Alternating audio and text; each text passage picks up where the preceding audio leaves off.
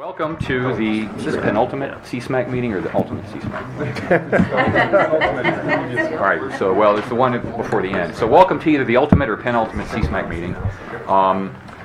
Today we're going to do the readouts and vote on the recommendations, and so there's been some good work done on the recommendations, so thanks everybody for that.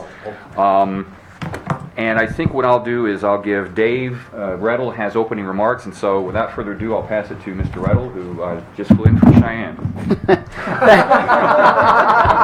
Special for the exactly. Yeah. Thanks, and good morning. It is good to be in Colorado, given that, yes, I was on the tarmac in Cheyenne for about an hour yesterday trying to get in around the storms. So I welcome all of you who traveled here today from Washington and around the country, and those of you that are joining on the web. I'm very much looking forward to today's meeting and to this year's ISART, the International Symposium on Advanced Radio Technology, which is co-sponsored by NTIA's Institute for Telecommunication Sciences and NIST. This year's symposium will examine propagation challenges related to ultra-dense networks.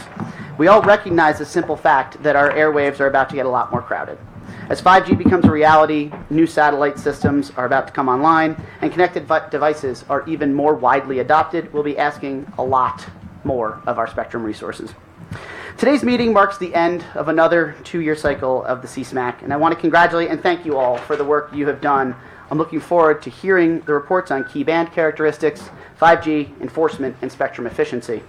These topics will continue to be relevant, and your work makes a significant contribution to increasing our understanding of these issues.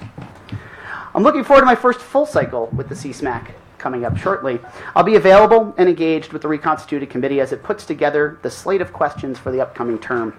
As most of you know, I have focused on spectrum policy throughout my career. I speak your language, at least as much as any lawyer does, and I plan to speak a great deal with you. At NTIA's Spectrum Policy Symposium last month, we talked about the administration's view that we're at a watershed moment in spectrum policy.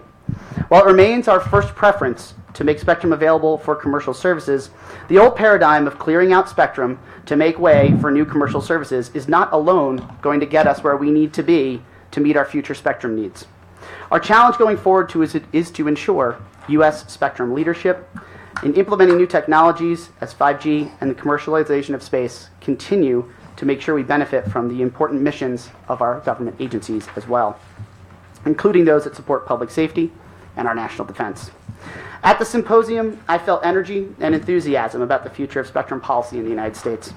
As Secretary Ross noted in his remarks, the U.S. is in the forefront of global development of telecommunications and space technologies. We must seize the initiative as leaders, and CSMAC has an important role to play. We need you to identify the policy tools that we may not have explored or even fully envisioned yet. We need you to challenge our assumptions, and we need you to share some of the expertise and experience that you've accumulated as you formulated business plans and business cases for new networks, satellite systems, and services. For those who are moving on from the CSMAC after this term, I extend my full appreciation for what you have done, what you've brought to this group, and to our policy process. I know that I speak for all of my NTIA colleagues when I say that we'll miss your insights and your hard work. I'd especially like to thank Janice Obachowski. Janice isn't here with us in Colorado today, but she's been a member of the CSMAC since its inception. Tirelessly serving in an advisory role for an agency she used to once lead, Janice's contributions to spectrum policy are simply too numerous to recount, and her wisdom and insight will be sorely missed by me and I'm sure by the rest of this group. On a happier note, although we have not yet announced the membership for our next term, a good number of you are likely to be continuing on. Let me thank you in advance for all the work that we're going to do ahead. It will be hard, and I mean thank you. We plan to push you to be very active over the next 2 years in helping us to address some of the complex spectrum challenges we have and to help maintain U.S. leadership in wireless. Although the final study topics will be finalized down the road, I'd like to offer a preview of where I think we're headed. First, Congress has given us our marching orders through enactment of the Mobile Now Act to work with the FCC on repurposing 255 megahertz of spectrum to study spectrum incentives and bidirectional sharing and other policy opportunities. As we move down a path to viable shared spectrum access, we'll have to find ways to provide the regulatory certainty that commercial spectrum users and federal entities need to make longer-term investment decisions. We've also made significant progress toward finalizing the technical aspects of spectrum sharing arrangements that are key to rolling out CBRS in the 3.5 band. In particular, I want to highlight DPAs, the dynamic protection areas. Replacing static exclusion zones with DPAs will maximize the commercial potential of a band, while not losing the assurance that incumbent military radar systems will be protected. This is truly a win-win, and while it may be too early for definitive pronouncements, DPAs could serve as a model for additional spectrum sharing opportunities down the road. We're also very interested in digging into the question of whether there may be an upside to exploring in greater detail if and how NTIA might be able to lease federal spectrum for commercial uses where it makes sense. This proposal was included in the President's fiscal year 19 budget request, and we continue to think it has enough potential to warrant its pursuit.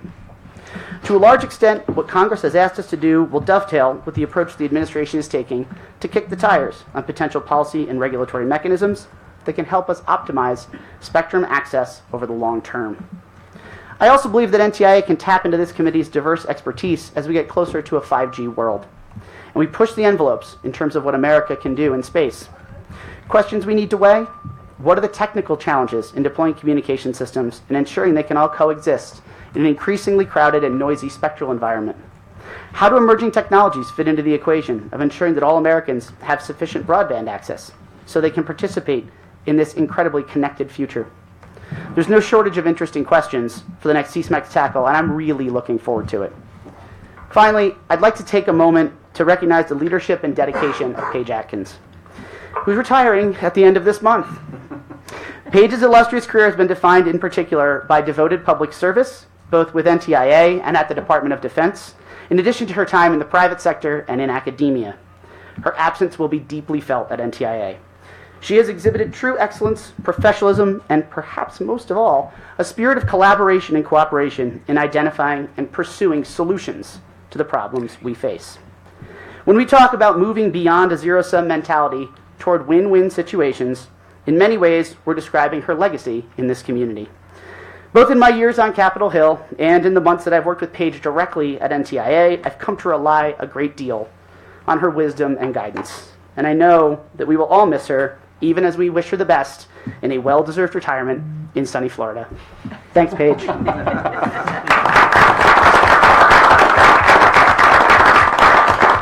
With that, I'll turn it over to the co-chairs. Okay, thanks, Dave. It sounds like based on what you're thinking about for CSMAC, we'll probably have 25 subcommittees, so we're looking forward to that.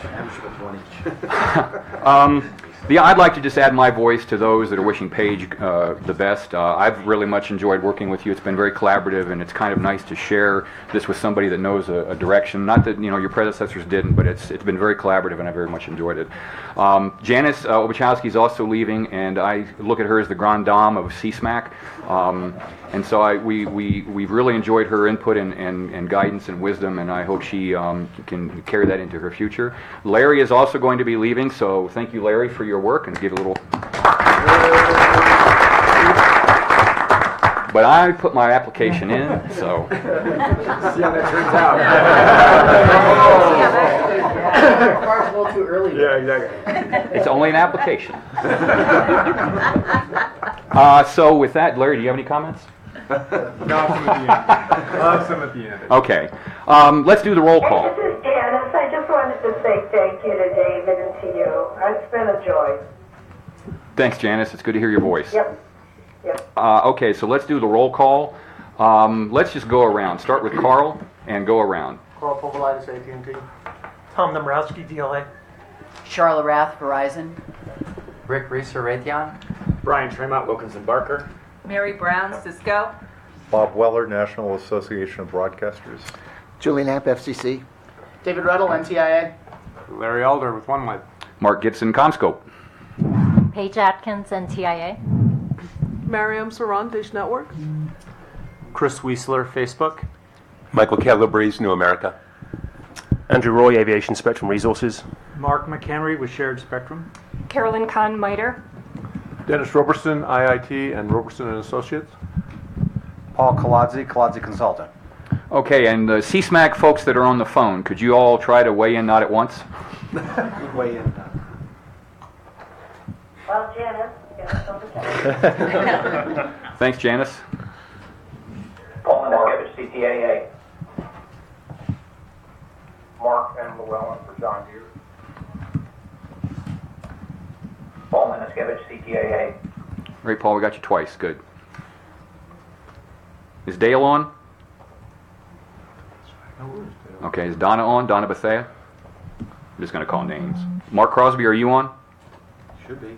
He said he was going to come on. He's not on. All right. Sorry, Mark Crosby's on. Hi, Mark. Thanks, Mark. My mute button. That's okay. You learn to use the mute button. Kurt, are you on? Kurt Schwabach?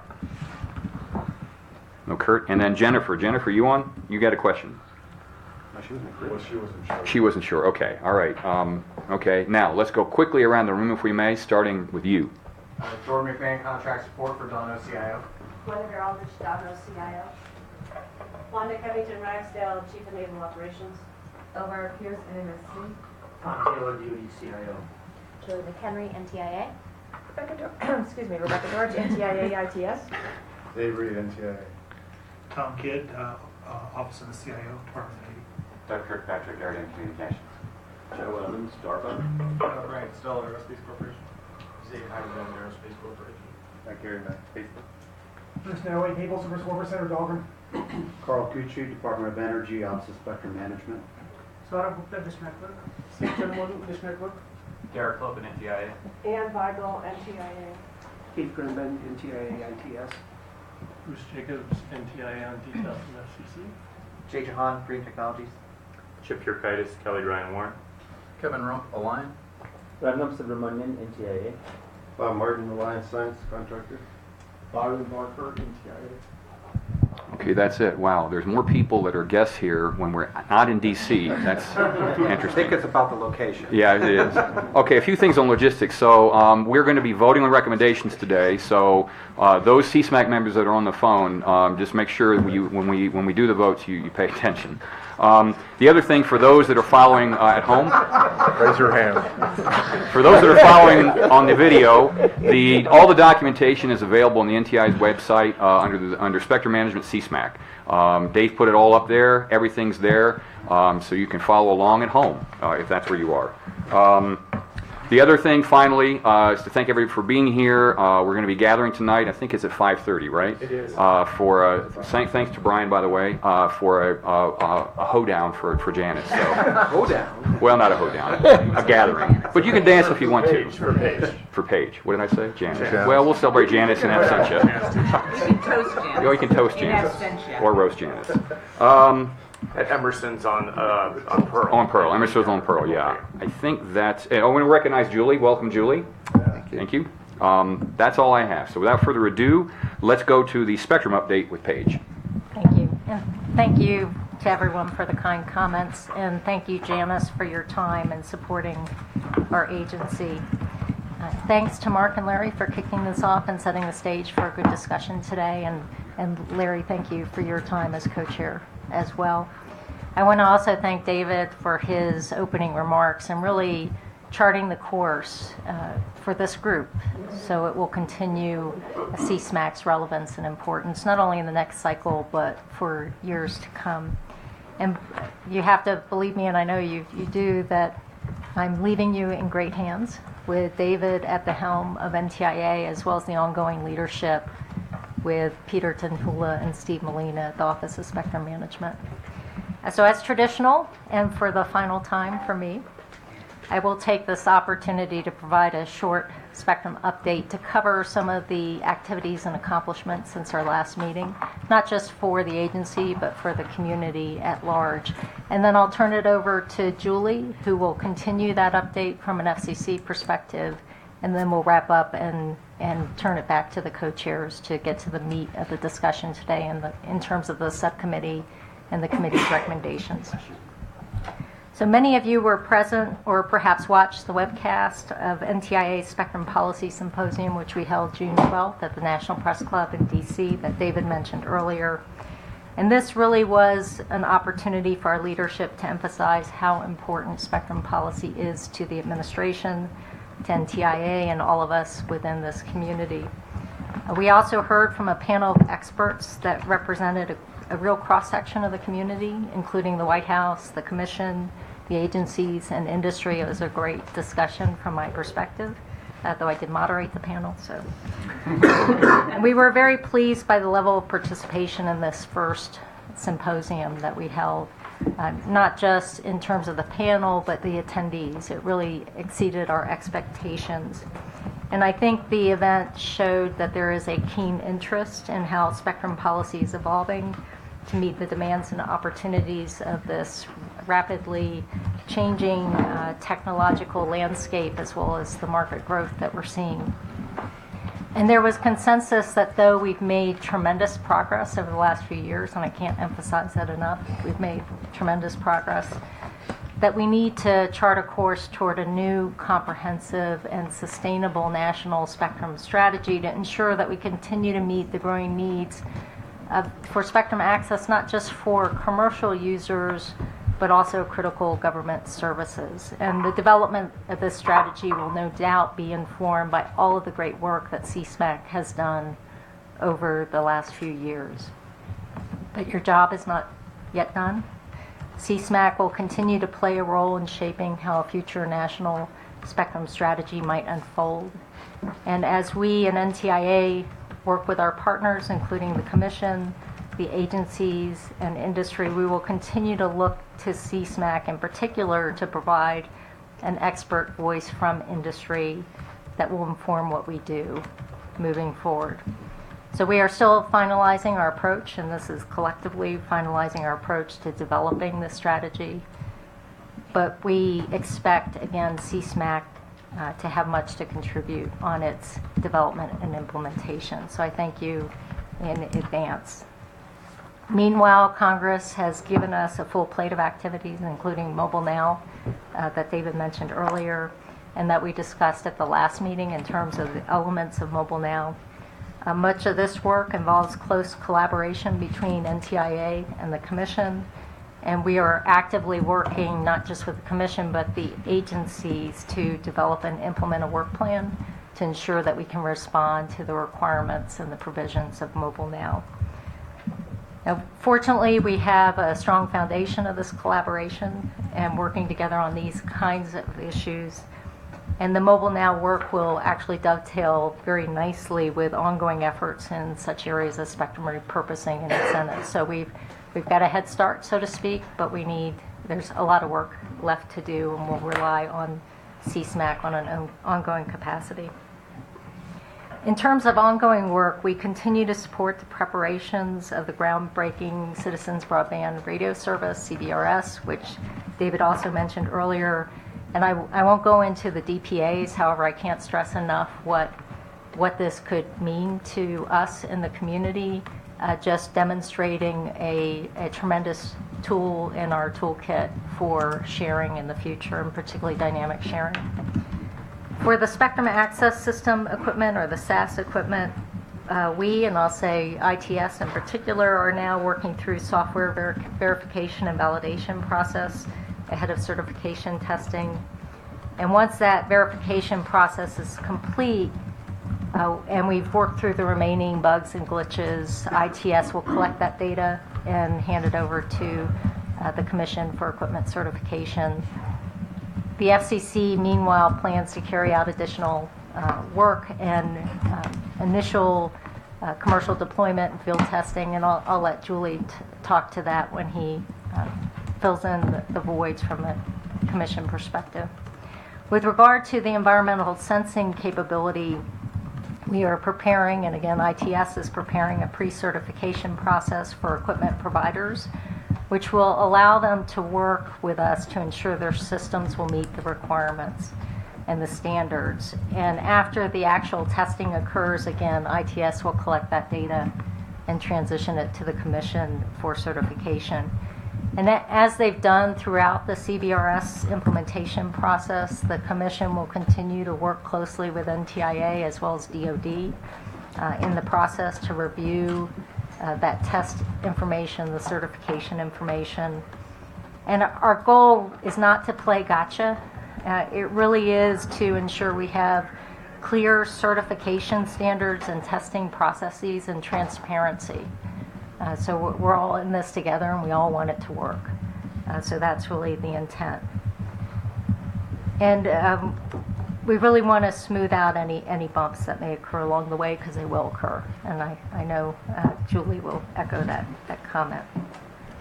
Now, with regard to 3450 to 3550, as you recall, we identified that band for further study, and we're going to begin, and NTIA will begin a feasibility assessment on that band over the next few weeks. So we're getting ready to start that. We've done some preliminary work in preparation.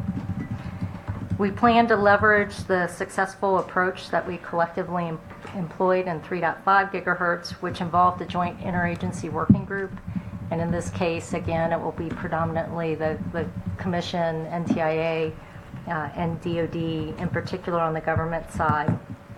We also expect DoD to submit a pipeline plan to gain resources from the Spectrum Relocation Fund to help study the band in more detail and to feed our process along the way. So again, that will be kicking off over the next few weeks.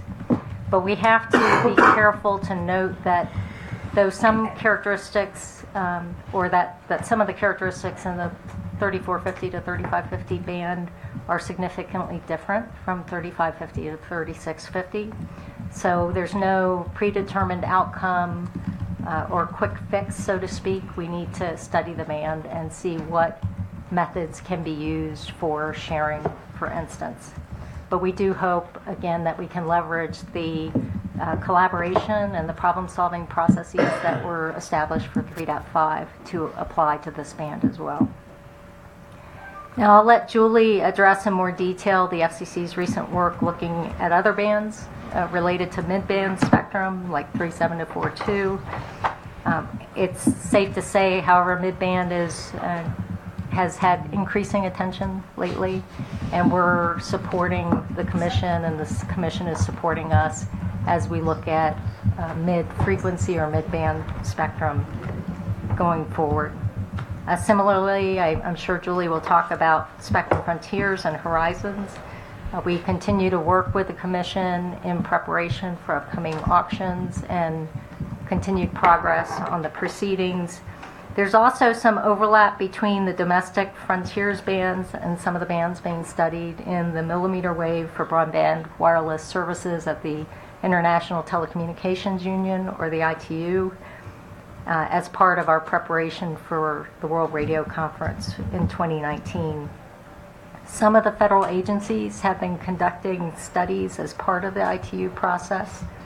While the study parameters may not carry over one for one, domestically, we are working with the agencies to determine how we can distill the technical work that's already been done and inform the proceedings that the Commission has underway. And speaking of the ITU, preparations for the 2019 work are poised to enter a new phase.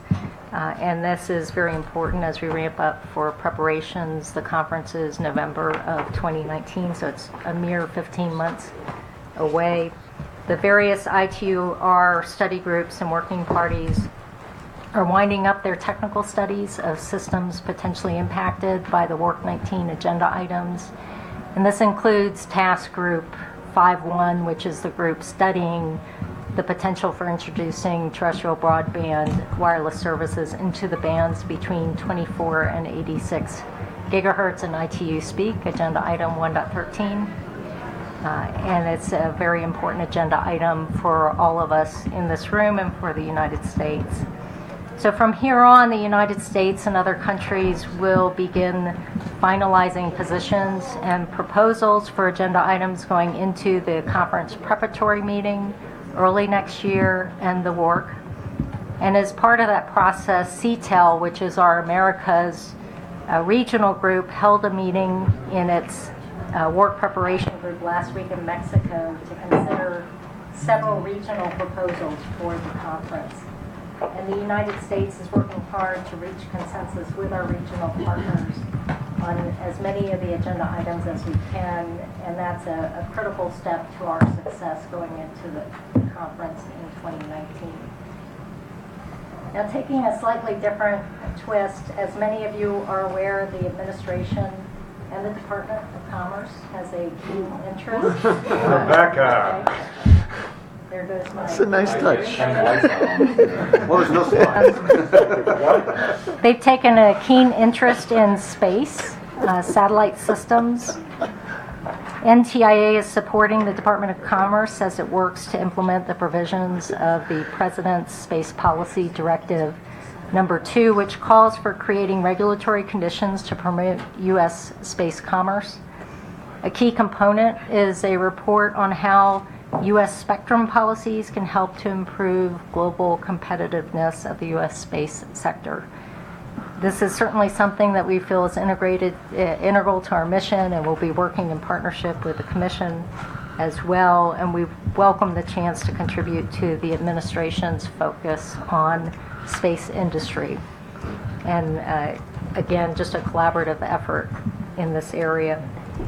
I want to emphasize that in this area and all other aspects of spectrum management, NTIA welcomes collaboration with many different partners across many different sets of issues.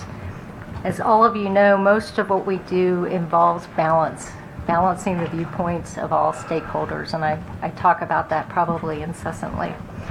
Not only between federal and non-federal users, but also between and among different types of radio services, think space and terrestrial, active and passive, unlicensed and licensed.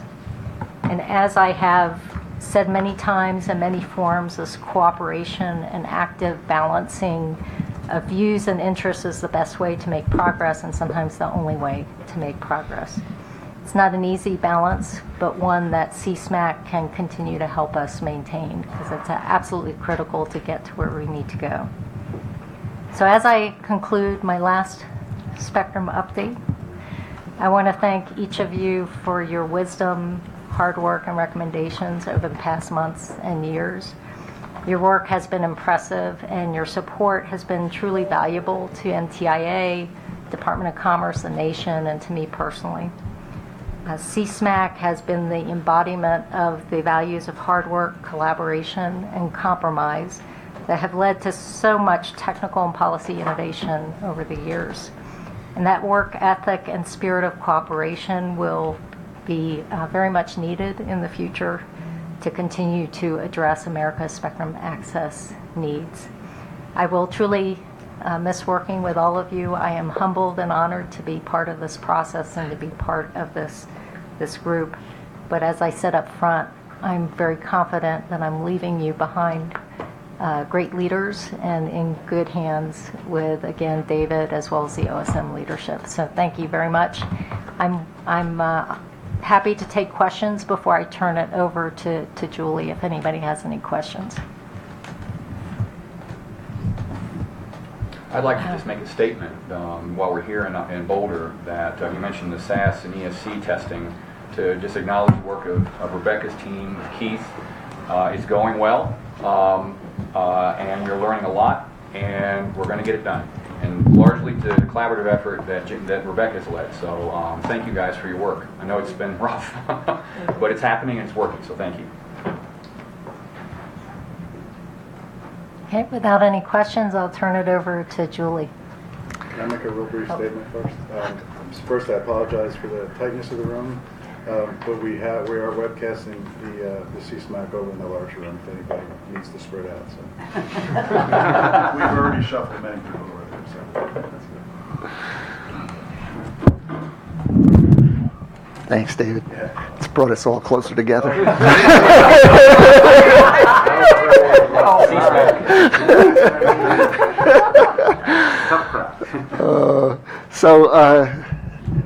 Thank you, Assistant Secretary Redl and Paige. I was going to tell David to lock the door, and we can unlock it when we get Paige to agree to stay. I think we have that kind of time. So it's a pleasure to be here, and it seems like I make more of the meetings here in Boulder than I make back in DC. So many of the things that we do at the Commission are the result of work in collaboration with NTIA and the federal agencies. And I want to second or third the remarks about the wonderful progress we've made. And in fact, I think next year we're going to be down to tackling the last remaining available megahertz of spectrum. and then we can all rest. No, that's a joke. We're never going to get to rest. So I'm just going to go through a few of the things that we worked on with NTIA in the last several months. This past February, the Commission initiated a proceeding to expand access to the spectrum above 95 gigahertz, which for, the fact for many of us who've been at this for a while are talking about use of spectrum in the millimeter waves, no less above 95 gigahertz, just reflects the remarkable change in technology and the demand for access to spectrum. So in that item, we allocated 102, or we proposed to allocate 102.2 gigahertz for licensed point-to-point services and 15.2 gigahertz for unlicensed use. And we sought comment on creating a new category of experimental licenses that would be available in the spectrum between 95 gigahertz and 3 terahertz. And as most of you know, that as you get higher up in the allocation chart, I like to think of it as above 40 gigahertz. Almost all of the spectrum is allocated on a co-primary basis. So it's really critical as we are tackling these issues to be working together with the federal side. In June, the Commission took another major step in the Spectrum Frontiers proceeding by addressing a number of the outstanding matters for the bands that had previously been allocated at 24 gigahertz, 28, 37, and 39 gigahertz. Sometimes it sounds like a call in a football game. And sought comment on making 2.75 gigahertz of additional spectrum available in the 26 gigahertz and 42 gigahertz bands for next generation wireless services. And we also solicited feedback on potential rules for the fixed satellite service use of the 50 gigahertz band for a limited number of Earth stations. Then in July, the Commission proposed to add a mobile allocation in the 3.7 to 4.2 gigahertz band. It's better known as the C-band satellite downlink spectrum, potentially clearing part of the spectrum for mobile service and sharing part of the spectrum with new fixed point to multi-point broadband service. And later this year, the Commission is planning to initiate a proceeding and propose to make spectrum available for unlicensed use or licensed light in the 6 gigahertz region. So there's work going on that as well. And as they say in the commercials, but wait, there's more. Perhaps less noticeable is all the work that goes on behind the scenes between the FCC and the NTIA on other major projects, such as collaboration to approve the spectrum access systems and the rollout of the CBRS, the Citizen Broadband Radio Service at 3.5 gigahertz. There's lots of pieces to it, including work that's going on to be able to start to roll out initial commercial deployments, hopefully before the end of this year. We've been working together on the tasks in the Mobile Now Act, the Ray-Baum Act, particularly relative to the recommendations on bidirectional, to develop recommendations for bidirectional sharing and a national strategy for unlicensed. We've also been working together, obviously, on the preparations for WRC 19, the National Space Directive, and quite a few other things, as Paige mentioned. So please forgive me if I neglected to mention your favorite spectrum proceeding, but they only gave me, Paige, what was it, an hour? There's clearly so many other things going on, 4.9 gigahertz, 900 megahertz, you name it.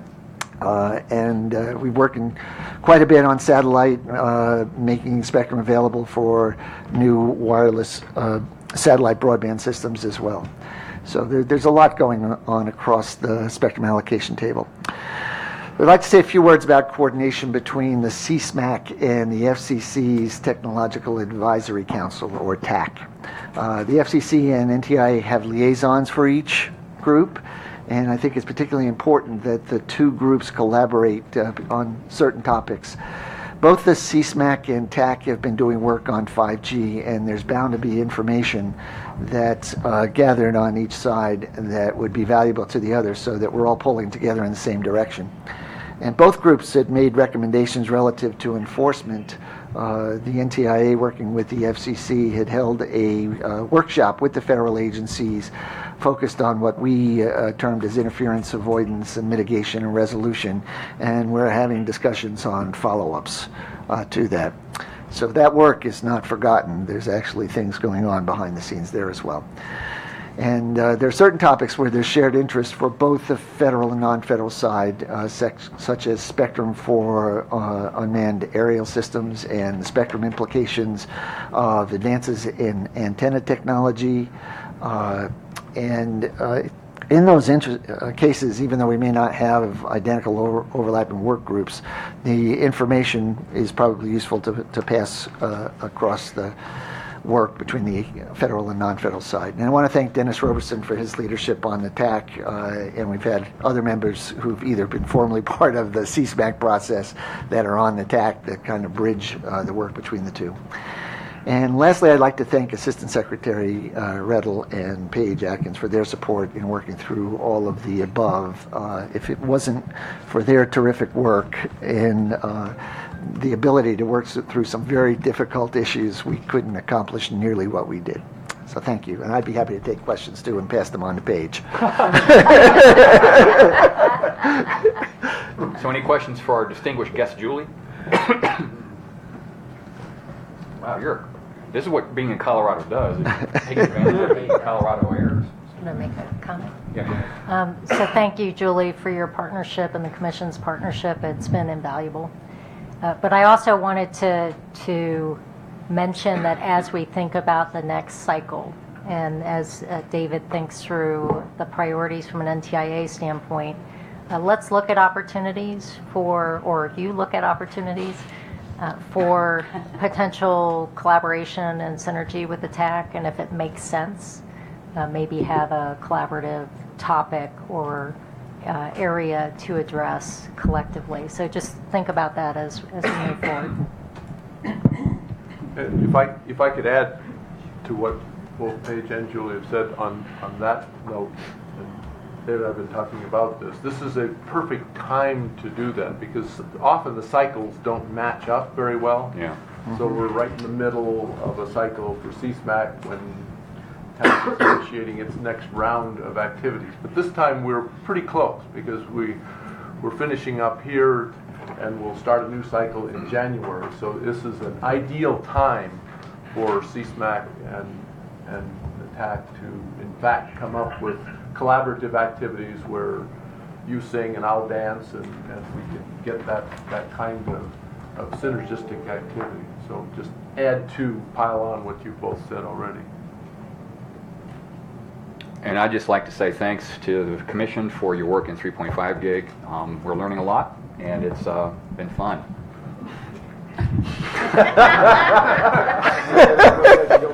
Knowledge is good. Just take that for what it's worth. Okay, I pass the mic to Larry. We've got 4 subcommittee briefs. We're going to vote on all 4. Let's get to it. As Mark said, the objective today is to vote and approve, hopefully, the subcommittee reports.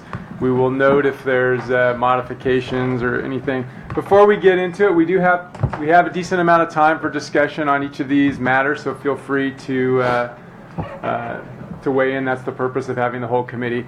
I want to say before we get in that it's been incredible to see the rally by these 4 committees in a very short period of time. I was fully impressed by all the committees, but I will say especially the Spectral Efficiency Committee. That was quite a report done. So great work by everyone, and with that we'll kick it off with, we'll just go in the order here with the 5G. Who's going to speak to 5G, Mariam? Thank you.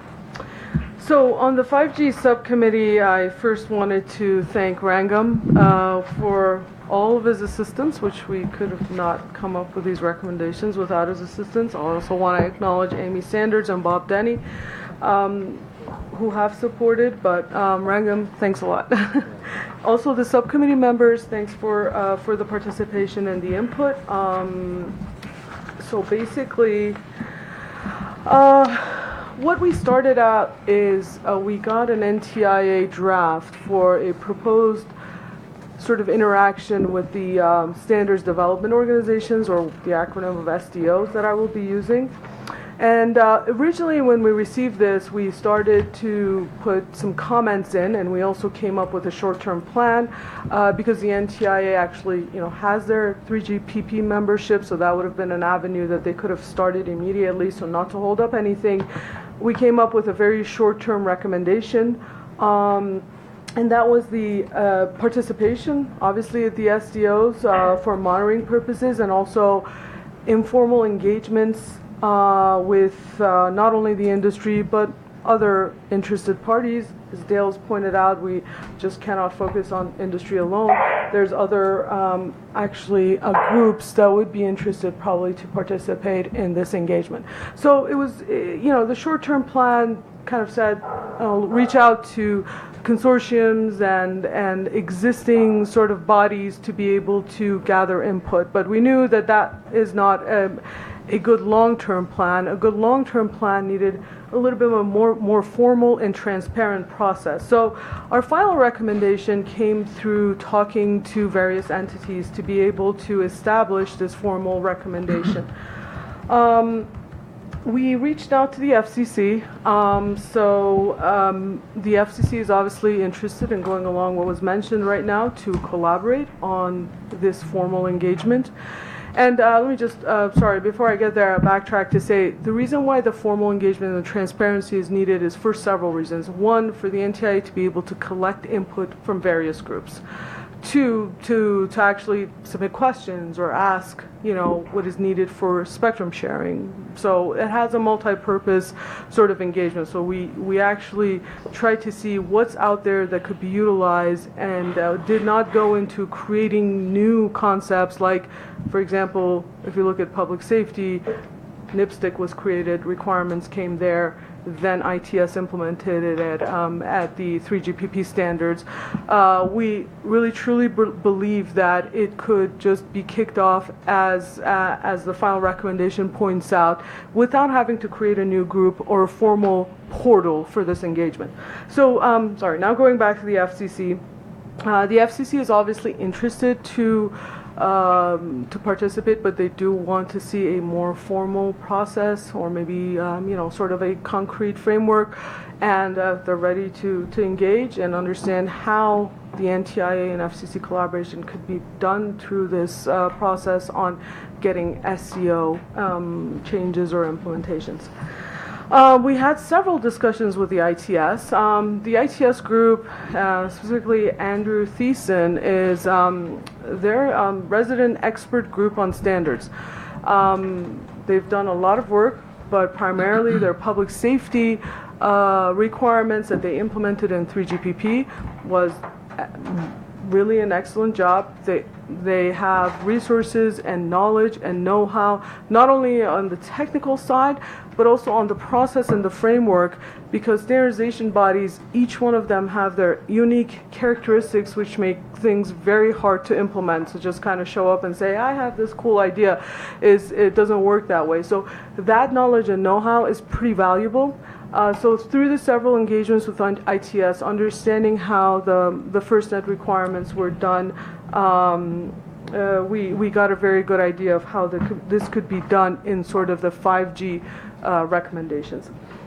Then we also talked to the State Department.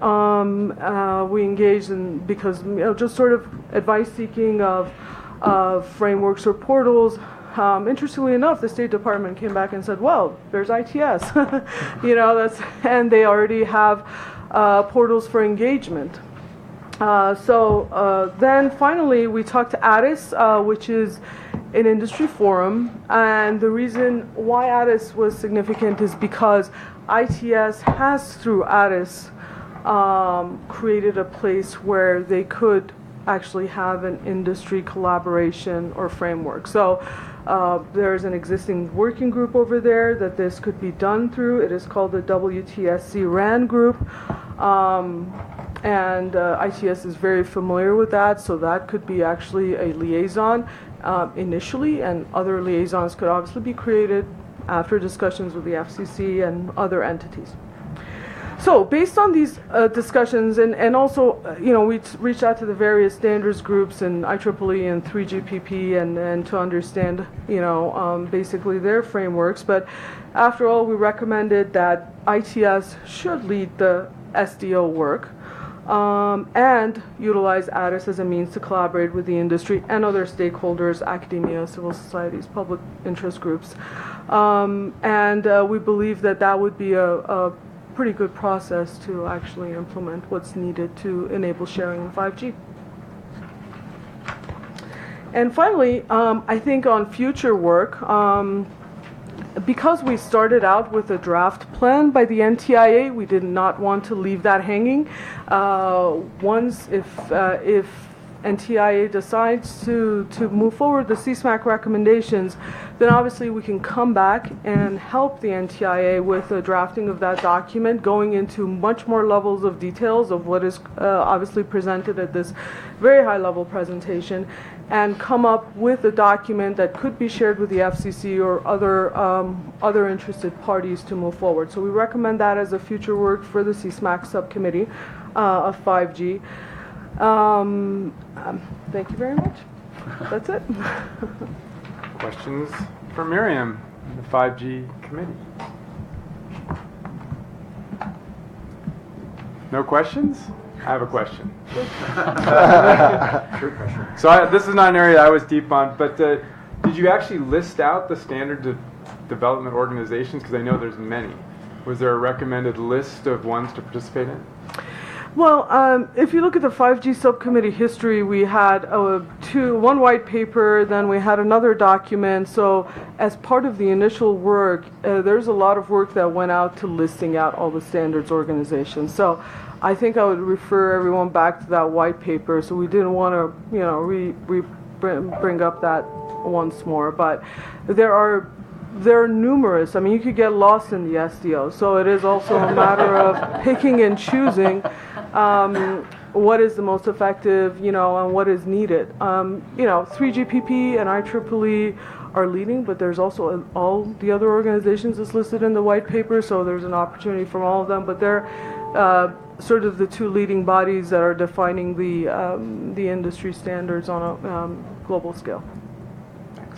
There are only 200 in the United States. Yes, there you go. All right, if there's no more questions, I think I would be looking for a motion to approve these recommendations. Paul's motion, I need a second. Second, all right. All in favor of the recommendations as submitted, say aye. Aye. Any opposed? Any abstentions? The motion is passed. Congratulations. Good job. Thank you, Mariam. Again, I want to thank Mariam, who's led this committee for 2 consecutive terms and has really done a great job. Yeah, and you can update the paper? On 6G. Yeah, cool. Great. Next year. By the way, the folks on the phone, please remember to mute unless you're voting, because we hear dogs barking. Okay. No, it's not in the room. So next we're going to go to the key characteristics with Charlotte and Tom. Turn it over to you. Yeah, I'm going to present, and Charlotte will chime in as she likes to do, but doesn't want to present for about the fourth time here. She's been presenting multiple times, so it's now my turn. I have to pull my own weight here a little bit. Actually, what he meant to say is that I have been presenting, so therefore... Correct. It's my turn. It's my turn. Come out there. I'm an engineer. I'm not good with words. It's good collaboration between the chairs here. So our committee has a somewhat more detailed report that also went with this as well, really building upon what we did the last go around on the key characteristics of determining which spectrum bands make the most sense for commercial use.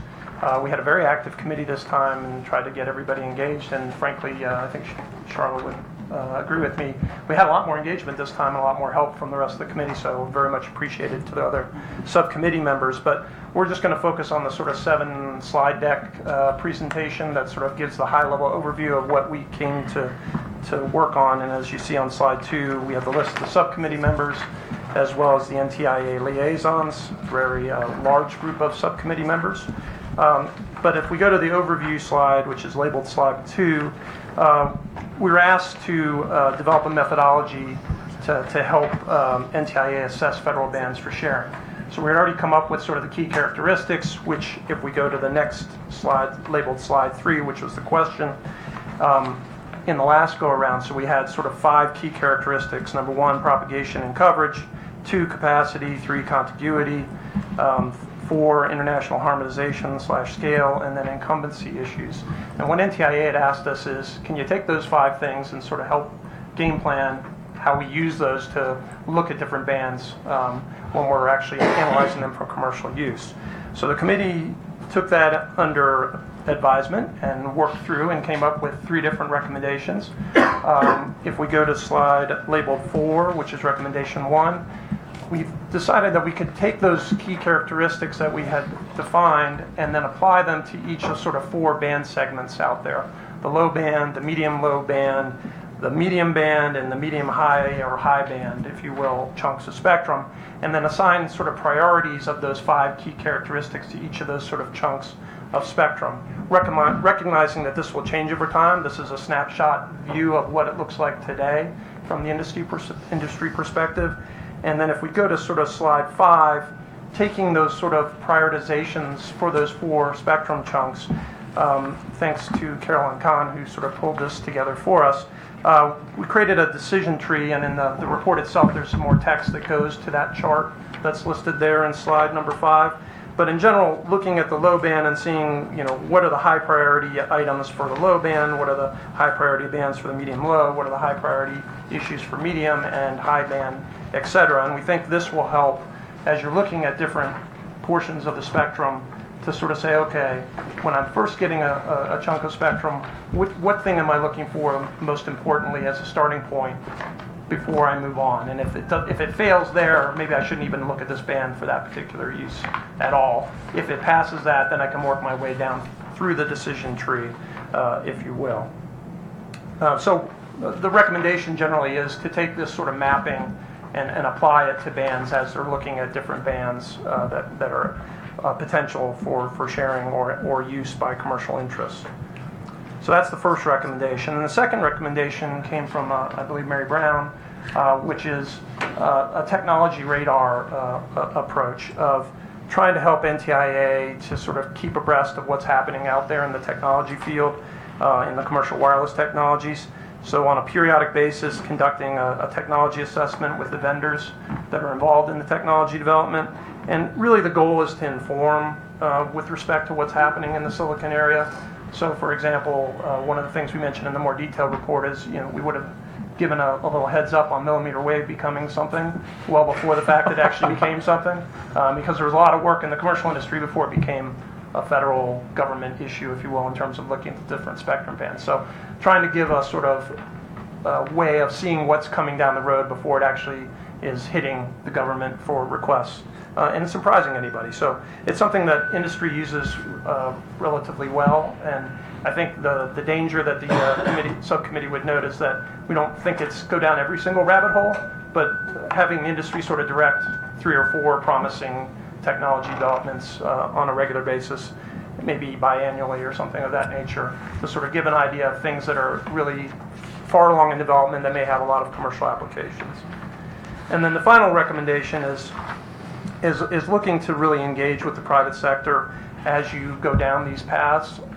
We would note that at 3.4 there has already been a little bit of engagement with the industry, but still thinking that through each step of this process, as you're looking at these bands, engaging with the commercial industry upfront, during, and prior to final decisions in some fashion to sort of really engage on different bands, or on the band before you actually make some decisions, and to sort of understand what it is the commercial industry is looking to get out of it, as well as what criteria may be beneficial for sharing or reallocation, whichever approach that goes down that path. And I think the last part of that recommendation is recommending looking at 3450 to 3550 as a possible first band to sort of engage in that approach, having them. And we've done this in other spectrum bands, so this isn't new ground we're going down, but just another sort of formalized recommendation from that. And I think And the last point that didn't actually make it into the report because we got a very last minute from the subcommittee members is also noting that the 3.5 process should be informative of this as well, and that there was good engagement all throughout the process. It'd be good to repeat that in other places.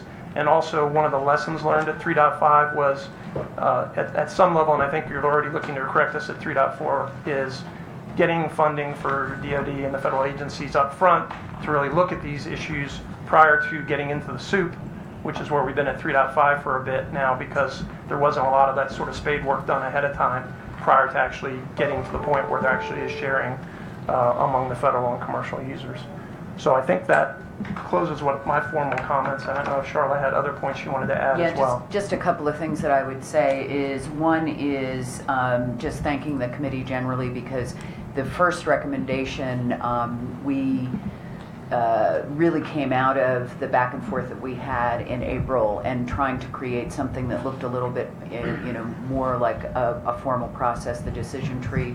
We talked about it then, and then as Tom said, Carolyn actually is the one who developed the table that we put there. The second thing is I wanted to make sure that it was clear on the second recommendation, and I think Mary might even want to say a little bit more about this. This is not a complicated white paper we're talking about. This should be a very, I don't know how often it would be, but it would be a very quick and dirty look at what's going on and a very simple response to just kind of make it available and make sure that people are aware of what's going on technology.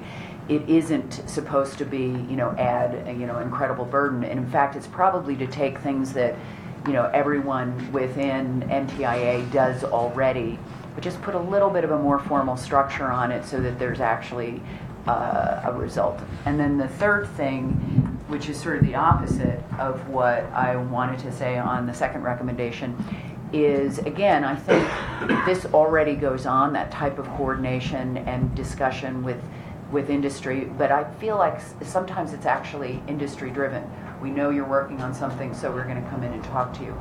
I think the view of the subcommittee was that it would be helpful if it were a little bit more formalized, a process for, understanding where NTIA is in its process, and actually, not necessarily, and I think it's something to discuss with the full committee, not necessarily, a very formal process like you would do through at the FCC, but at least a little bit more formal than it is now.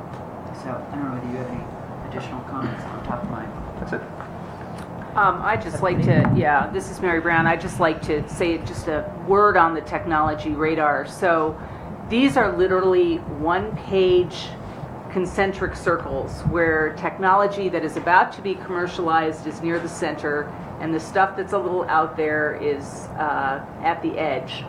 And the input to develop it can be as simple as interviewing some of the vendors in the space. It could be more elaborate if NTIA chooses. You could collect comments from people. But the intent is to base it on publicly available information that is ongoing in standards work or as a result of papers that the vendor community is putting out in the technology space, just to get a sense of where people think technology is going. So it can be as simple or as elaborate as you want, and it's also intended to be a living document. So things that you might put at the outer edge of the circle might ultimately drop off because something has been deemed not important. But many organizations maintain them, and if you Google technology radar, you'll find examples all over the web about what a technology radar looks like. You would design your own for your own purpose. All right, thank you. There's questions from Paige? Yeah. So comment first and then a question. So the technology radar, I think, is a great idea. I think it's applicable not just to technologies that need access to federal spectrum, but spectrum in general. So I would broaden the perspective. Obviously, for us, we're looking at federal spectrum, but I think it could be a collective tool. For recommendation number one, I'm trying to understand how we might use this, and in terms of going back to the matrix that's identified, obviously you use one band over another because of certain characteristics. And I'm trying to understand if you could walk me through this matrix and help me understand how we might apply it in terms of weighing the pros and cons, other than the fundamental technical characteristics of particular bands that are assumed to be there. Did that make sense? Yeah, I mean, to some extent, we did in the sort of longer documents sort of walk through an example, and in general, the thought is you would look at these priorities and sort of formulate questions. So if we're looking at the low band, let's start with that since it's on the left side, it's a little bit easier to look at. You would look at the high priority things of propagation and coverage and contiguity. So the first question would be, is the band that we're looking at have large contiguity? Is there a contiguous spectrum here, or is there 5 megahertz here and 5 megahertz there and 7 megahertz here, or is all that together? So that would be sort of the first question as you're going down the decision tree. And if it is, great, that's a high priority item to have that contiguity. So good, this is a good low band option for potential for commercial use, because really trying to prioritize having contiguity in the lower band. Similarly, the propagation and coverage, it's sort of inherent to the low band. So I mean, at some level, it's a little obvious. I'm not sure that's helpful as a question, if you will, if you think about it. But it's really more in terms of prioritizing the other different things against it. So if the commercial application itself was looking for something with propagation/coverage characteristics as a key thing that they needed, they'd be looking in the low band in general for that application. Right, so I'll repeat, I think, what you said. Mm-hmm. So if we were to look at this chart, knowing that propagation and coverage is an inherent characteristic, the area of emphasis and priority for industry would be contiguity versus the other Correct. Characteristics. Correct. And likewise for above 6 gigahertz, the driver would be international harmonization, as I read this, the prominent driver. Am I reading? Yes.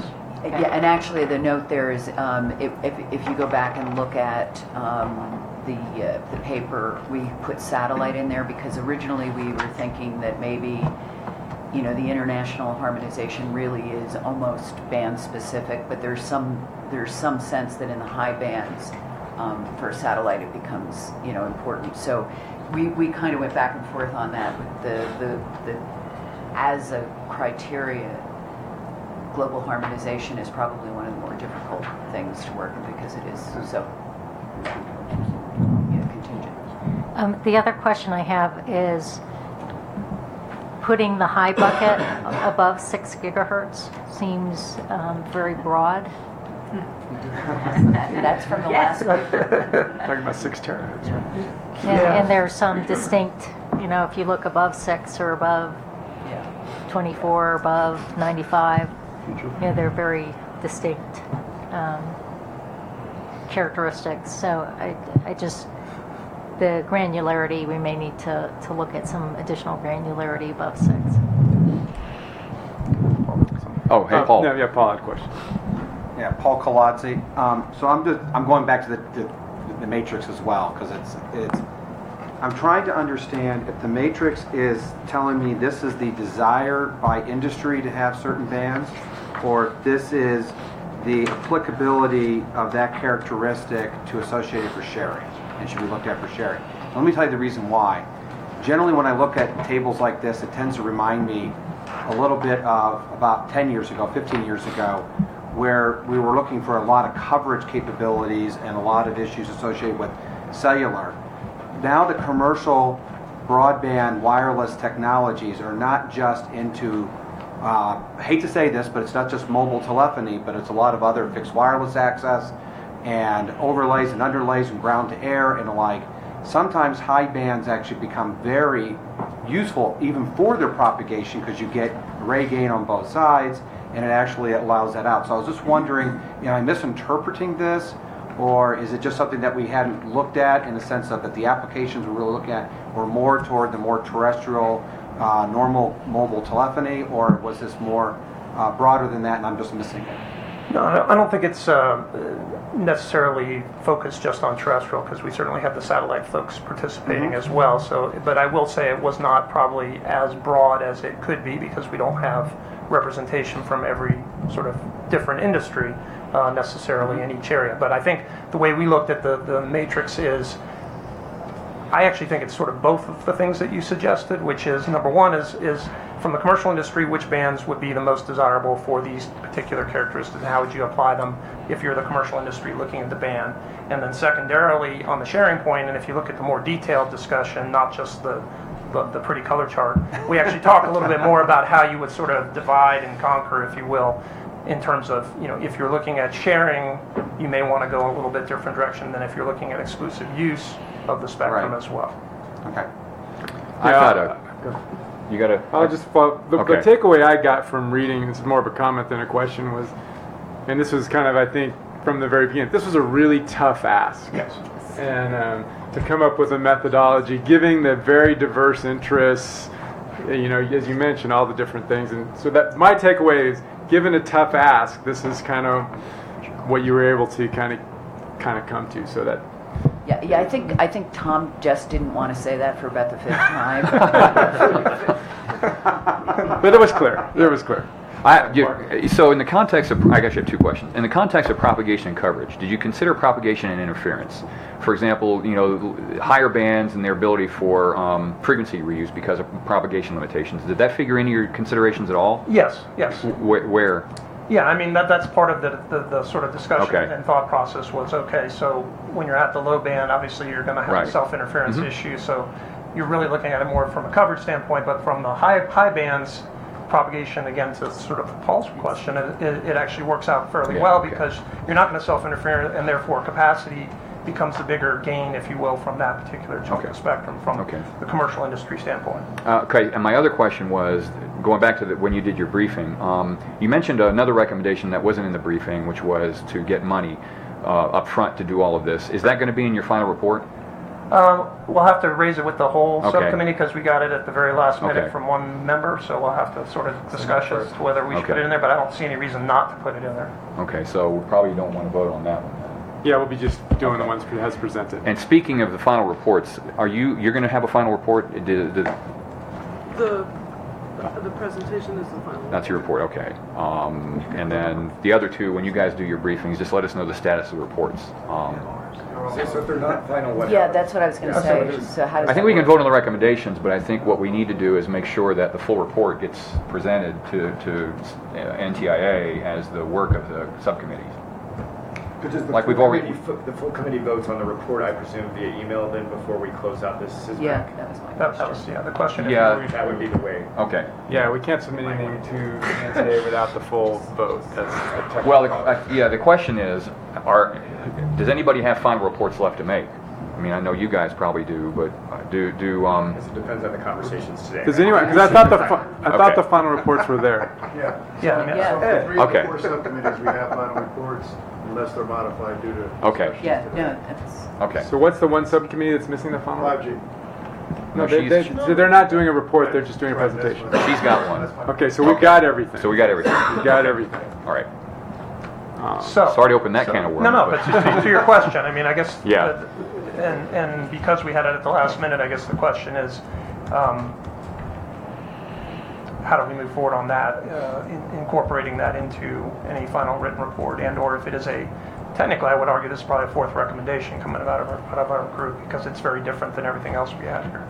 So what I'll wing it here, but what I would say is that if you guys feel there's a recommendation to be brought forward and voted on today, then we'll do it. If not, I think it's an addendum to the report as today is for something for future consider, but it's not a formal recommendation. I think that would be where I would want to apply it. That way it's captured, but then we don't have to keep things open. Yeah, okay. Brian, do you have a comment? No, I'm fine. Okay. You look like Julie has a comment. I did. And maybe more of an observation, and not to make it tougher, but often I think we lose sight of what the neighbors are. And I'm not thinking of any one particular band, but more, you get into it and say, well, we can clear this band, but I'm going to be next to a gigawatt something that makes the band unusable, or I have to have out-of-band suppression so low that I can't design anything that's going to work. So somewhere in the mix, that has to be something that's thought about. Yeah, that's actually in the lengthier report. We talk about the neighbors and what the ramifications are in terms of the neighbors as well as part of the consideration when you're looking at that. The old adage, location, location, location. Other questions or comments?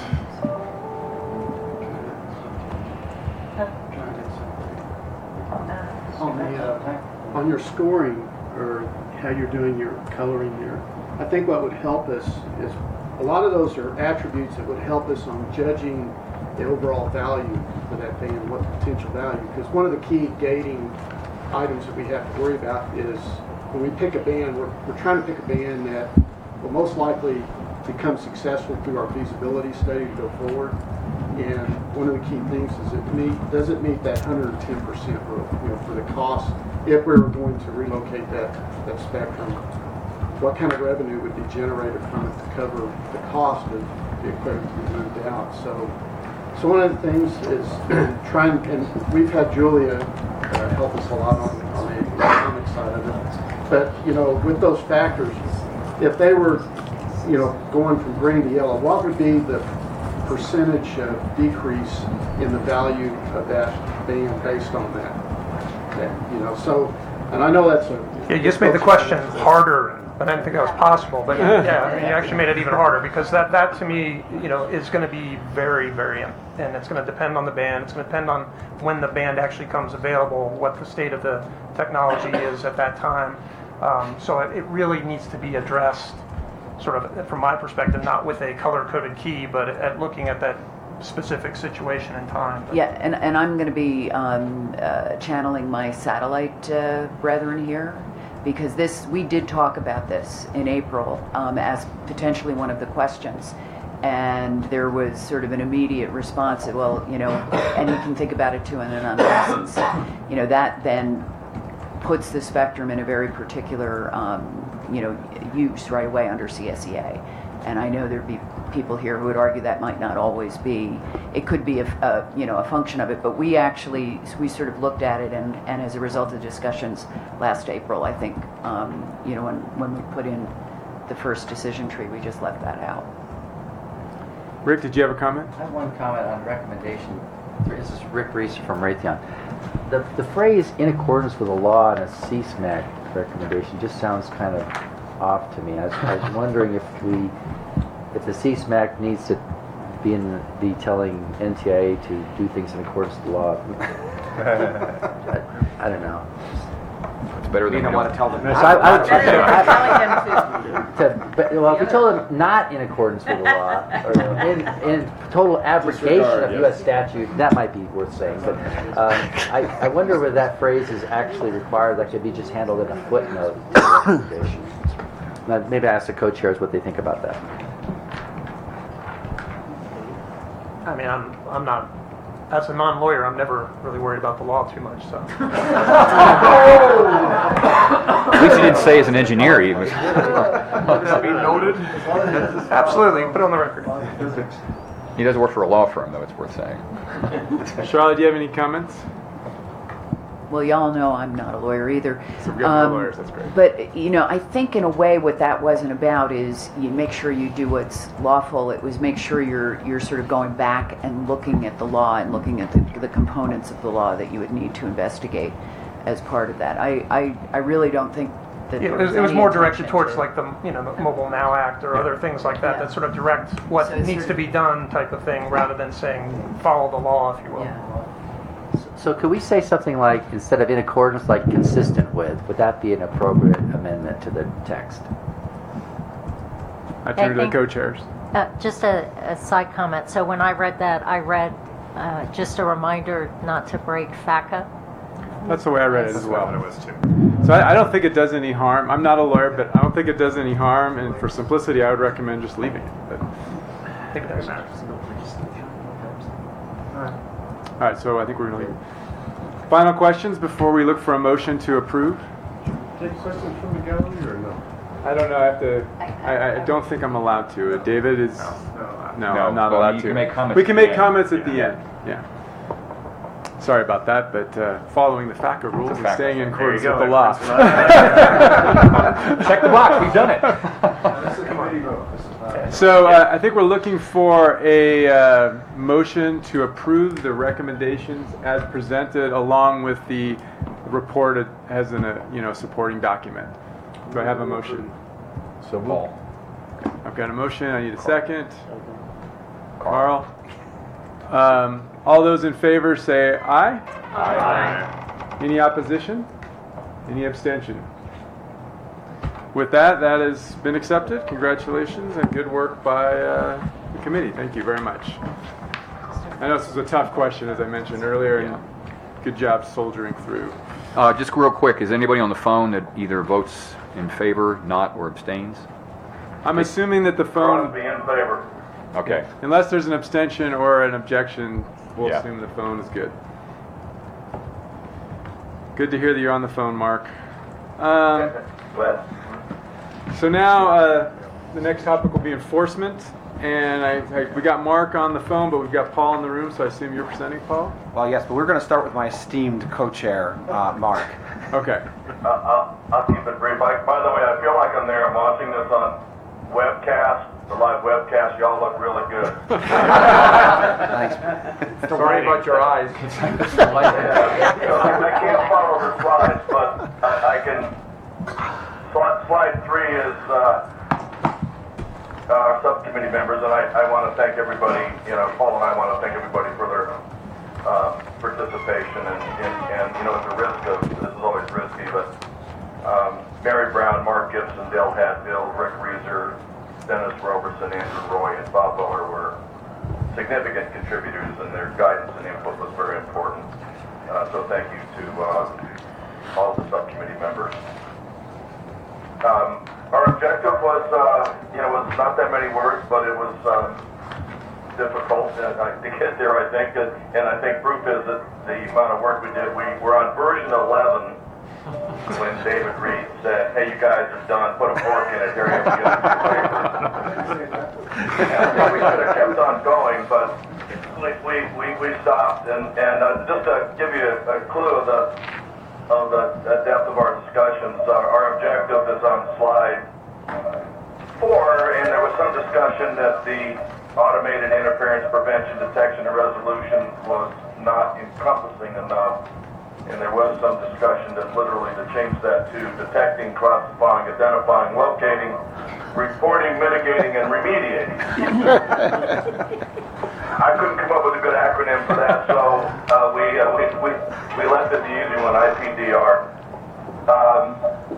A couple things. Thank you to Mary Brown, who early on in our discussions suggested we organize our response into technical capabilities, legal issues, and policy issues, which guided our discussions throughout the past several months. I also want to know that to get where we need to go, we're going to need a lot of feedback and input on what's possible and what's possible in the future from the current SASs. So I want to thank Mark Gibson, who at the propitious moment weighed in at I think version 9, and that input was extremely helpful for us to present our document.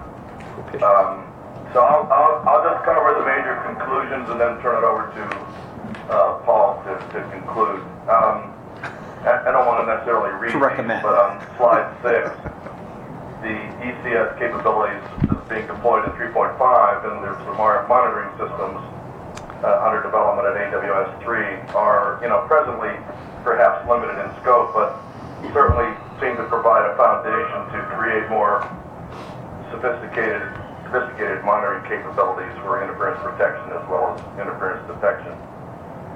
Major conclusion 2 is commercial system for the identification of the interferer or source of interference hasn't been developed yet, not directly, but the radio frequency interference monitoring system for AWS3 is a good first attempt at an automated system being developed for interference identification purposes, and our subcommittee thought this was an area that would certainly deserve in the future further research. And finally, major conclusion 3, before we get to the recommendations that Paul will cover. A mechanism is needed to confirm that the indirect resolution action taken by an SAS was undertaken and successful. A mapping mechanism would be needed, event validation, and et cetera, to make sure that the units that may have been modified from a power standpoint or turned off for certain areas were returned to their previous operational states as soon as possible. So those are our major conclusions, and I'll turn it over to Paul now for our recommendations. Thank you. Okay. So we had about 5 recommendations that we put together. Most of them are in the legal, in fact all of them are in the legal and policy area. As you can see from how we started off with the conclusions, there's a lot of work that's going on in the technology, but we thought there's a lot of questions that have to be addressed, and we recommended some work to be done into resolving some of those. Recommendation number 1 was that one of the legal issues is essentially associated with the liability as to when something goes wrong. And the idea was that we recommended that NTIA, probably with FCC involvement, try to first of all start off to define what the liabilities might be. For one, if you have harm that is caused by an interference event that the SAS or whatever automated system you had worked perfectly. It did exactly what you asked it to do, being in a sense we defined, but still an event occurred. Okay, so now who's liable for that? Is it the system? Is it the person at the interference event? Is it no one? Is it no foul? What is the liability issues? But the other one is now the converse of that, which is now what if the SAS didn't work well, didn't work correctly, not well, didn't work correctly? Who's liable in that case? Is it the SAS provider? Is it the people who approved the SAS? The third is that if you came to the conclusion that operations that were suspended to prevent interference, where interference probably did not occur, so you modified and basically took away capacity from somebody, but that assuming there's going to be an interference event, but there was no really chance of an interference event. So this is essentially your premise of how you actually developed the system was faulty in that area. And finally, the wild card in all this that Dale threw in, which is, well, because Dale's big into the rogue and malicious devices, what happens, who's liable when a rogue device who's not using the system comes in and starts creating interference? Who's liable for that? So that was the first recommendation. The second one was actually looking at the extent of automated systems are capable of resolving the actual interference. Then the regulator is going to wish to access and act upon that. The facts of the resolved interference event, you have some legal questions you have to address. Like, for instance, it's recommended that NTIA and FCC develop specifics as to which data needs to be obtained, how it should be obtained, and how it might be used that will allow you to actually do something about this interference event. So what do you need to collect? What kind of, and how does it need to be collected? You're going to see a little bit more of this later on, which is that trail of evidence. We have another recommendation of the trail of evidence, in the sense is that when you start moving from just monitoring to actually doing something or actually creating a legal or a regulatory action, what information is necessary to actually do that action, to provide that action. Which actually pushes us to recommendation number 3, which is how do you validate and accredit a device so that interference detection. So if you're using all these devices out there, including even handhelds by the consumer, okay, that they can monitor it, how are you actually going to figure out how to accredit those devices? So it's recommended that NTIA investigate 2 potential mechanisms. One is a means to accredit the signal level measurements. So just basically the RF or the technical characteristics, how do we accredit that? And we all know that the people out there who do it for a living, getting the calibration right and getting all of that information correct is a very big issue. So now if you start looking at automated systems, how are you pulling that in? What is the mechanism that you're going to be requiring to actually have that? And the second one is that now you have an interference event, okay, but it's now saying I have an interference event I've now detected. Again, what is the way you're going to credit those devices? In the sense that you can use that interference event information as evidence. And so we think that there needs to be some starting points looked at that. So that's recommendation number 3. Recommendation number 4 is really going now into the policy objectives. Okay, so basically, what are the policy objectives to try to develop a automated system. Should users of the band be required to forego certain, and this is an argument or discussion that we had consistently throughout, for actually not only this year, but last year, and I think probably even before that, in the sense is that here's a trade space here. I get to know more information about your device. I get to know information that you're basically collecting about other people's devices and the like.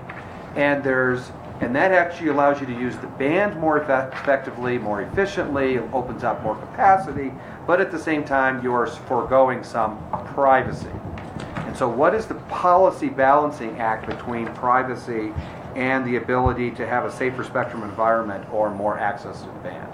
That's a policy question that maybe you want to ask specifically someday to some folks to take a look at, but it's something that we believe recommended that needs to be studied and actually some thoughts be put to it. And the final recommendation is sort of the last few recommendations kind of pulled together, is that this should be a forward-looking type of study needs to be done by NTIA to look at the relationships between increasing capabilities of monitoring equipment, the processes, and the speed and accuracy of detecting, classifying, identifying, locating, and reporting interference events. Meaning, the better I do the classification and identification, how does that translate to more capacity or more sharing? So what is that quantification?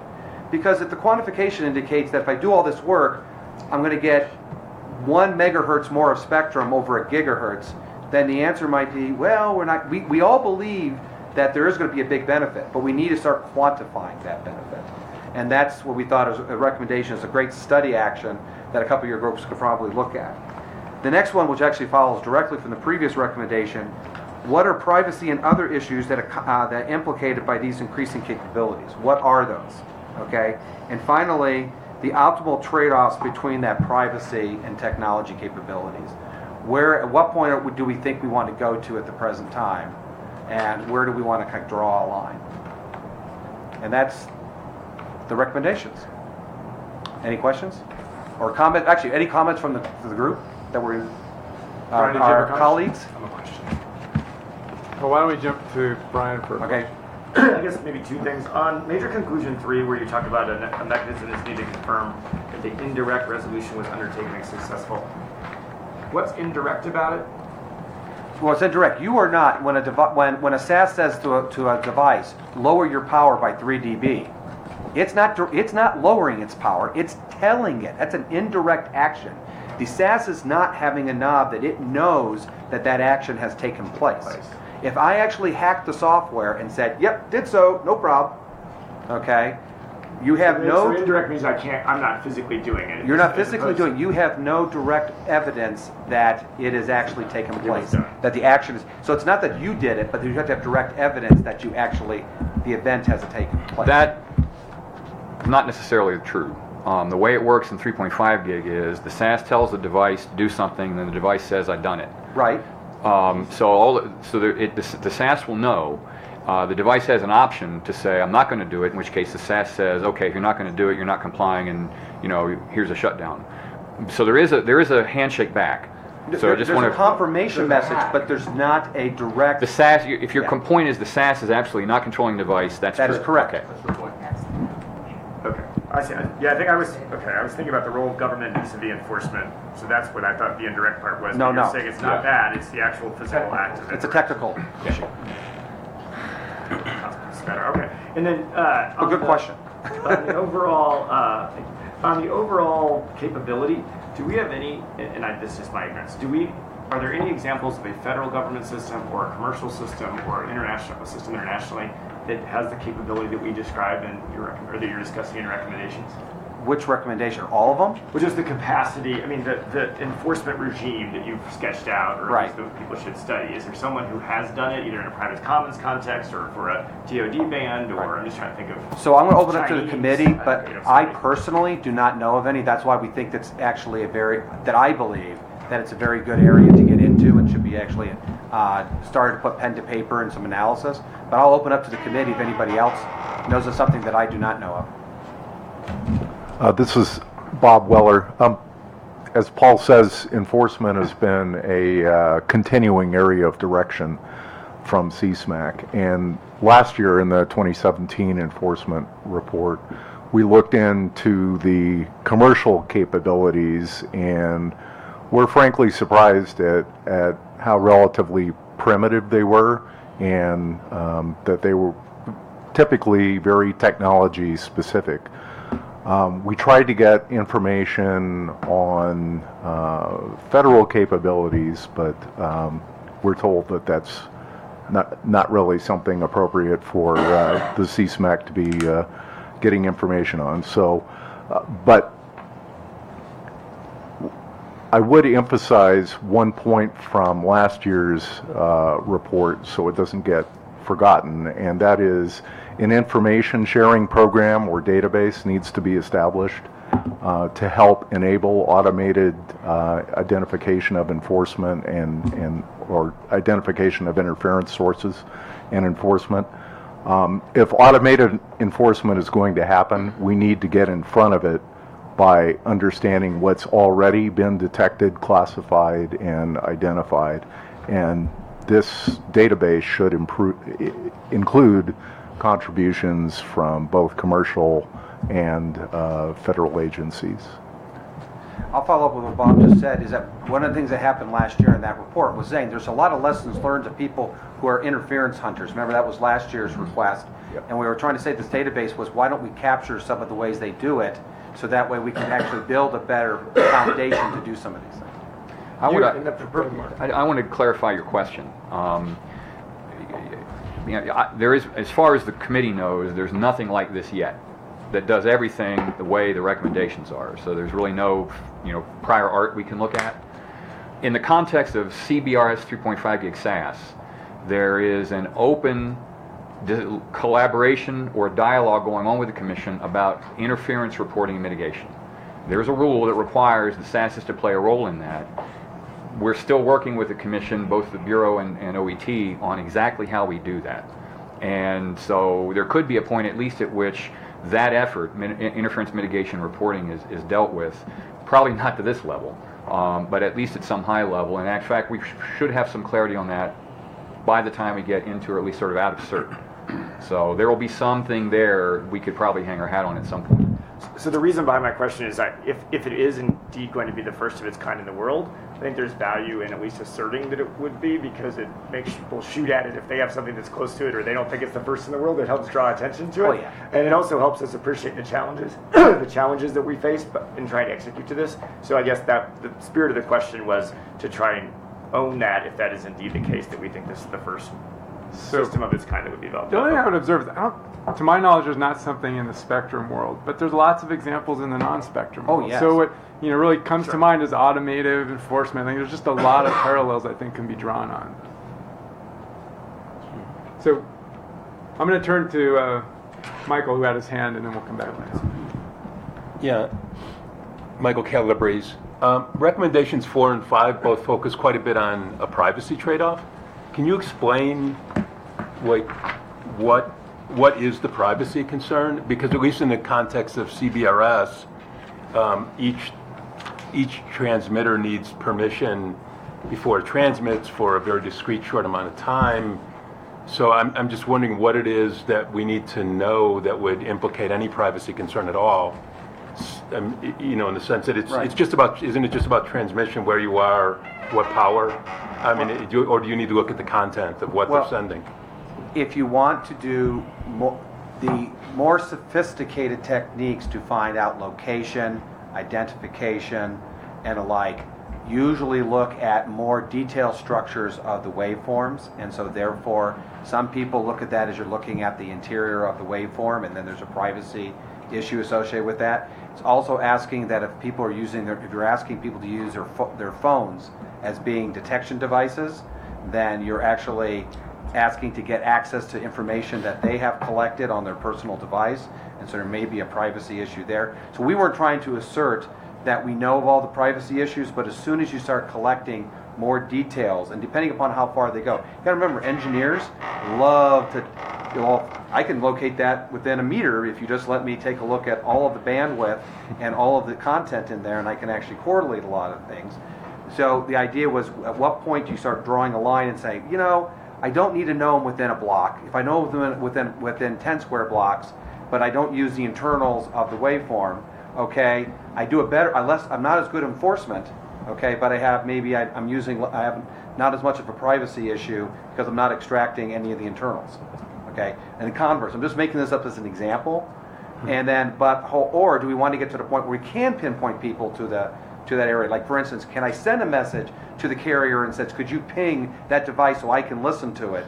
Now, is that a privacy issue there? I'm not a lawyer, so I'm not about to sit there and say I know about privacy law, but I think the group was worried about is as you get more and more sophisticated in your techniques for automated enforcement, you have to ask the question, have you gone too far at some point?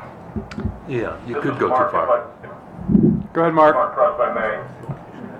Michael, I don't think we were saying any issues of privacy issues now, but it was the subcommittee said, as automated enforcement further develops, we must keep in mind always privacy issues as this develops.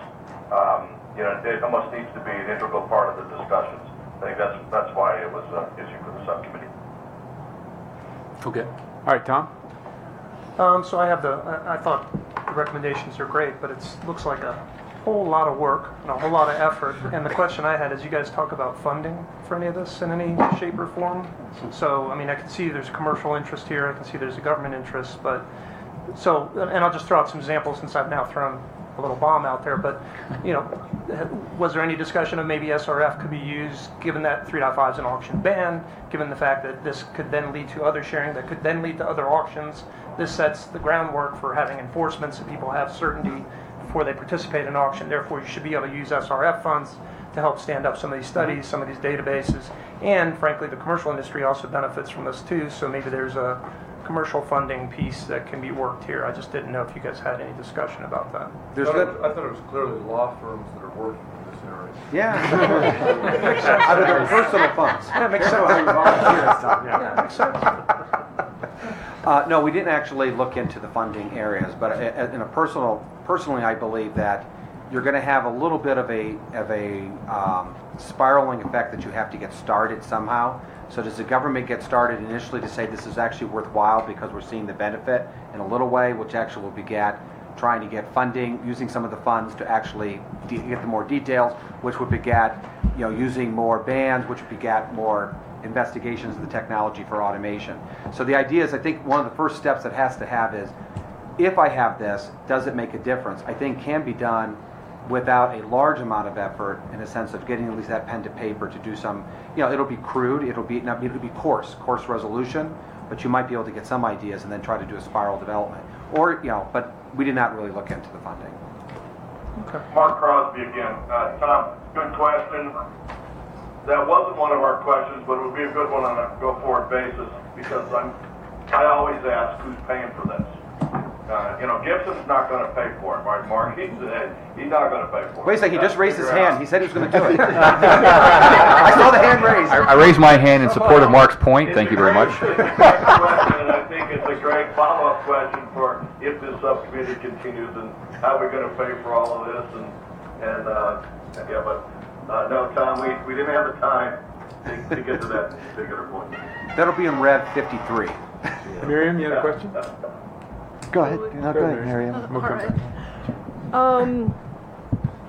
So thank you, Paul, Mark. Good recommendations.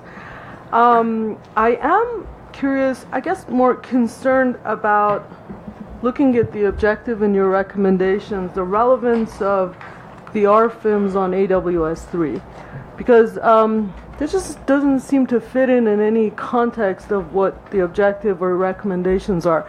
That the RFIMs was meant as a monitoring service for a licensee, so it's licensed operations. It's not like a SaaS or ESC. Right. It's also, there's an inference of its interference protection or avoidance or detection or enforcement. I mean, the framework of that is very different than what you're doing here. So I was wondering if you may want to remove it as an example. The reason we put it in as an example was because of the technology that you're trying for the monitoring system is to understand interference levels and trying to understand the when you actually might have an issue, and then potentially pinpointing where that issue is coming from, be able to provide that feedback. That was the only reason. It was not trying to say that it should take over, and do the same thing as the SAS, but it was trying to show us where is the technology trying to head, and thought that the RFIMS was an example of trying to do that kind of monitoring and trying to do that in a broad scale, and asking the question, could lessons learned from that system, over the next few years? It hasn't been deployed yet, so we don't know any lessons learned just yet. But once it gets deployed and starts being used, is there something there that we can learn to put into automated enforcement? That was the level of it. Okay, so, but I guess the point is that, the learning from there, I'm not sure how it would relate to like a SAS or ESC concept, which is the objective of the question, because that's monitoring a single licensee in a band, and basically, there's coordination. There's no enforcement concept there. Oh no, there's not. So I just feel it's out of context a little bit. Well, if we only, and I guess the answer is, if you want to take the explicit question, which was to say only for SAS, ESC technologies and systems, then yes, it's out of context. But I was looking at that. I'm trying to look at it as an overall technology and ask the question. Yeah, I think the actual question was automated enforcement. It didn't call out ESC, as I recall. Actually, I think this year it did. It did. Yeah, you guys actually specifically made it very says SAS specific this year. ESC. Okay, go to slide 4. As I recalled, it was okay. I stand corrected then. And the reason was because last year was a little bit more open, and then we were going down to capacity, and you were saying, no, I'd really like to understand a little more about how we can learn off of those and move. So she's actually, Mariam is correct in the. So, are you proposing an edit to the recommendations of the question here? Or that's just one of their conclusions? It's not a part of the Take a look at recommendation? the report, because I think it adds a little more context. Basically, in the report, it says an automated system developed for interference identification purposes, an area of research which the space defines the number of signal identification tags that would be necessary to enable the identification of an emitter that is causing interference. It assumes, however, that a single emitter is the cause of the interference. So what the paper tries to do is to say, well, here's something that's been developed, or at least being discussed, that does a little bit of this. I don't think what we're talking about it as an example of, well, we should do it this way, but it's saying the RFIMS has a goal of identifying when there could be interference imminent, and telling the system to react accordingly. So it's an interference monitoring and reporting system. At least that's how I read this. Is that? Yeah. Okay. We're not trying to say that's what's going to be the application. We were just trying to look at remember our 3 aspects: technology. That was in the technology side. Okay, so I apologize. I've not read the report. Okay. So, should I read that? Because I think the recommendations are perfectly fine. I support the recommendations, but the conclusions are my concern. So I would propose an edit to the conclusions and just leave the recommendations. Well, I don't think, this is Mark again, I don't think the conclusions are in the report. Well, not per se. Yes, they are. Yes, they are. They are, Mark, yes, they are. So if I may, Mariam, one of the challenges with this committee, we had so many iterations of this, is we were trying to take a look at what is today, what is the state of technology today versus what are the gaps going forward that would have to be filled to get to a more fulsome enforcement tool. So I think what our reference here to RFIMS is sort of, this is a pretty primitive monitoring system in terms of what the future would have to be. But we wanted to sort of make reference to this and to today's SASs as sort of, these are early attempts in the direction of where things need to go, but that's all they are. We're not trying to make any statement about this technology developing into an enforcement mechanism. It's just what is the state of technology today? Yeah, and as I read it, the conclusion is actually that the system there's not a system developed yet, and this is more of a reference. That's exactly right. It's the first, if you read the first and third sentence, that's really the conclusion, and the second is a mechanism to help get you into the space that the first and third sentence are talking about. Because it really... It's an example. It's an example, so that you mentally get into that space, but it isn't really the conclusion at all. So Mariam, I'm going to put you on hold. Think about it. If you want to propose an edit, we'll come back to it. But I know, Julie, you had a comment? Yeah, just, again, a couple of observations. So we're hoping to get I know a lot of this is focused on 3.5, so we're hoping to get these systems up and running fairly soon, probably before any work could be done on the recommendations. And there's a debate, I think even inside the FCC, between the engineers and the policymakers and the attorneys, I think we're kind of feeling our way on some of this. So you don't know how hard this is. I think we do. Oh, yes, I think so. Because when folks say, well, it just will manage interference, and I say, well, yeah, but we've got flexibility. It could be any kind of device. We haven't specified, some of the points you raised. Mm-hmm. What are the receiver bandwidths and the role they play? When I'm looking at a signal strength that gets reported back, is everybody measuring it the same way? Do I have faith in the number that I'm in? And what constitutes interference? Is it, well, my neighbor turned on and now before I was getting 100 megabits per second and now I'm getting 80? Is that interference? Right. The endpoints are easy. In other words, somebody is operating a device that they've hacked, or I don't expect this could ever happen, but the SAS has deliberately tilted things one way or another to create more interference to one and let another to get a better service, for example. And I don't want to lose sight of some of the broader issues, about the record keeping and that we've wrestled with too, because there are legal issues there too with pending enforcement cases and what gets reported when. And I think we also kind of touch on, beyond this, what are the tools for monitoring interference and identifying the sources and so forth? Can we create better detection systems? So I think it's really critical. My main point out of all this, we probably will learn more. Nothing ever happens that it's done once and it never gets modified. Great. Yeah. Andrew Roy, just to follow on Julie's comment, and not to try and steal Brian's thunder in the efficiency report, but one of the agencies we interviewed in there actually commented they do the enforcement assessment, and then at the end of it, they hand it over to FCC because it's not under their jurisdiction. So I think there's an element that has to be considered in the automated process about this multi-agency process to say how's the information carried forward, to what extent do the agencies apply assurance to that information. Maybe there's a different criteria for assessment as well. It's as we've seen with this subject, there are many arms and legs, and they keep on growing and grabbing different things and moving forward.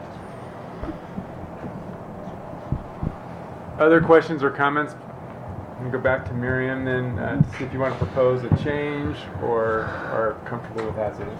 I mean, I just think that these are really good recommendations. Taking out this, what was now contexted as an example, not even a conclusion, is not going to change your recommendations. It's an example that is not even relevant to the question. So, I mean, would it be just a simple strike through for not confusing things? Would that be possible? Mark?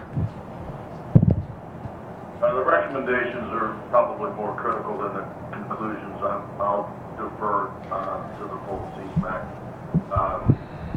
If you want to delete it, that's fine. So I think there's three possibilities. Leave it, delete it, or put it as a footnote in that statement.